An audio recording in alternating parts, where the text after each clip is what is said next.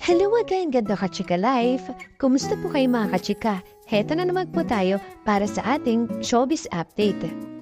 Bago po tayo magsimula, gusto ko lamang pong batiin ang isa po nating commenter kaya natuwa po ako sa kanyang comment. Ito nga po si Rodolfo Frater 3089. Hello po! Basahin ko lang po yung kanyang comment Everything you said is very true. Anything fake news brought out to the public, don't entertain or listen. Just keep us happy and enjoy what they are doing. On the end, we can achieve what we are looking for. We'll be a good couple one of these years. All the kilig moment, what we seen in HLA 100%. That's the couple we love genuine. Love from North Van, BC, Canada. Risa R. Thank you so much po. Napakaganda po ng inyong comment. At natutuwa po ako ng sobra kasi naniniwala din po kayo dun sa kung ano po yung nakita natin nung time na nagpo-promote or ginagawa po nila yung Hello Love Again. Thank you so much po Ma'am Risa R. From Canada po. God bless po at lagi po kayo mag-iingat. So eto na nga po. Hello Love Again pa rin po ang nangunguna. Isa sa mga top non-English movie ng Netflix sa buong mundo, ang Pinoy romantic film na Hello Love Again. Hindi nga lang sa mga sinihan naging patok ang second movie ni na Miss Catherine Bernardo at Mr. Alden Richard, kundi pati na nga rin sa nasabing streaming platform. Mula nga po nung pinalabas ito sa Netflix noong February 13 ay agad-agad na itong pumasok sa ika-6 na pwesto sa top 10 non-English movies global chart. Sa ikalawang linggo nito sa streaming platform ay nananatili itong patok at nakamit ang top 9 sa nasabing global chart.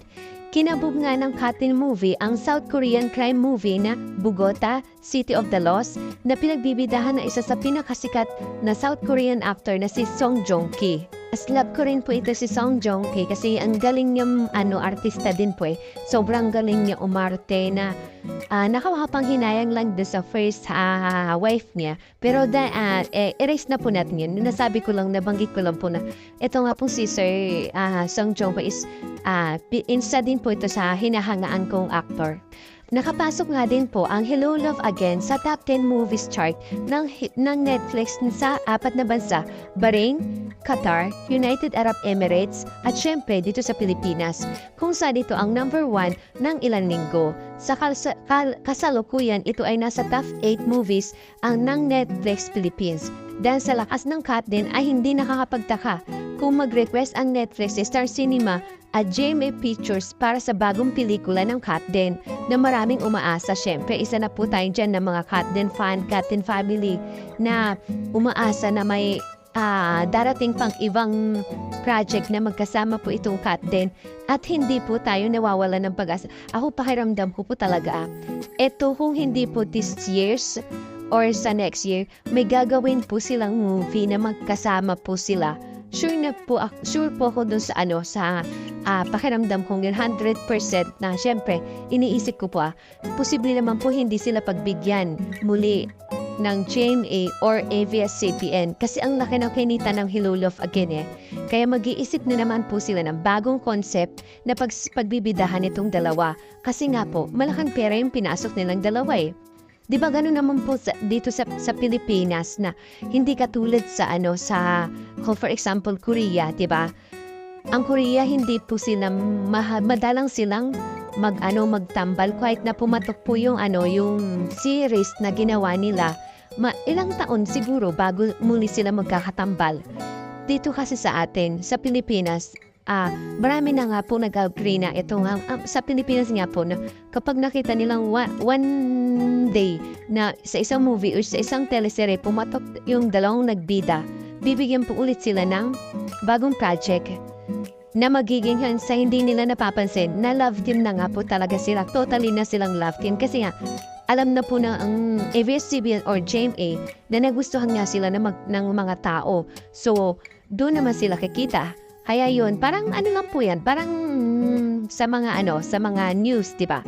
Kahit na nagbigay ka ng fake news, nakusta ng mga tao yon, kaya ikaw naman, patuloy ka pa rin nagbibigay ng fake news, di ba po? kung ikaw naman is nagbigay ka ng yung totoong balita, as pumatok yon, dumarating yung time na gusto mo ibabalita ulit yung taong yon. Na siyempre, sa totoo lang din, yung totoong balita lang di ibabalita mo sa kanya. Ganun po yun. Kaya, sure po ako na etong cut din, may pagbibidahan pa po silang series, or movie. At syempre, muli po ako magpapaalala na ito pong si Miss Catherine Bernardo, magbebenta nga po ng mga damit, bag at sapatos. Kami nga po nagsasabi na sobrang yaman na nga po ni Miss Catherine Bernardo ay nakatakda pa rin ito magbenta ng mga pre-love na gamit niya. Ibebenta niya nga po ang mga damit na isang beses lang niya nagamit, pati mga sapatos at bag na parang bago pa talaga. Ngunit ito po sa tingin ko, kaya po siya magbabasar si Miss Catherine Bernardo is katulad ng po dito ito ni Mr. Alden Richard. Siguro nagkaroon siya ng idea from Mr. Alden Richard na magbabasar nga po itong si Miss Catherine Bernardo na mailang gamit niya kasi sa sobrang dami niya na nga pong gamit, hindi para madagdagan yung yaman niya. Ang pagkakaalam ko po dito is kaya po siya magbabasar kasi ito, idudonate niya rin po ito sa napili niyang pagbibigyan. Na mag-sponsor din po siya ng isang hospital ata po yun or isang school din po. Idudonate niya din po yung malilikom nilang pera. Hindi po niya idadagdag sa yaman niya. Kaya yung mga basher na magsasabi na, ito, mayaman na si Miss Catherine Bernardo, bakit pa kailangan magbenta ng mga wala na po kayong pakialam doon kung anong gawin ni Miss Catherine Bernardo sundo sa pagbebenta ng mga gamit niya. Pero ina-assure ko po sa inyo, yung pera nyo na pagbebentahan ng mga gamit ni Miss Catherine Bernardo na ayaw niya na po, is idudunate niya din po yun. Sa dami na nga po ng gamit ni Miss Catherine na karamihan ay galing pa sa mismong closet niya. Magiging big event ang nasabing bentahan. Tinawag nga po itong Restyle Team Cat Closet Clean Out. Siyempre, marami pong maghihintay or marami pong mag-aabang na mga fans ni Miss Catherine para mapasa kanila ang mga gamit ng Asia Phenomenon Superstar.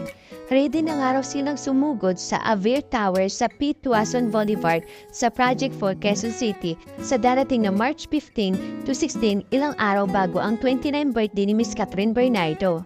At syempre, meron pong entrance fee na 50 pesos po bago ka makabili ng mga good as new na mga damit ni Miss Catherine Bernardo. Sa totoo lang po marami na nga po sa mga gamit ni Miss Catherine Bernardo ang naipamigay niya na po sa mga kakilala at kaibigan ni Miss Catherine Bernardo. At ito pong natitira is kaya nga po niya ibabasar po ito, kaya niya po ibebenta ito. Kasi nga po, idudunate din po ito ni Miss Catherine Bernardo. Parang gift niya na sa sarili niya sa darating niyang kaarawan this coming March 26 na marami na naman pong netizen, maraming fans na katulad ko, na katulad natin na nag-aabang na kung sino ba makakasama ni Miss Catherine Bernardo sa darating niyang kaarawan. Marami nga pong excited, maraming kaaba-abang kung sino po yung makakasama ni Miss Catherine Bernardo sa kanyang birthday, and then ano yung magiging setup kung tulad ba dati na magre-rent ulit po sila ng isang private jet.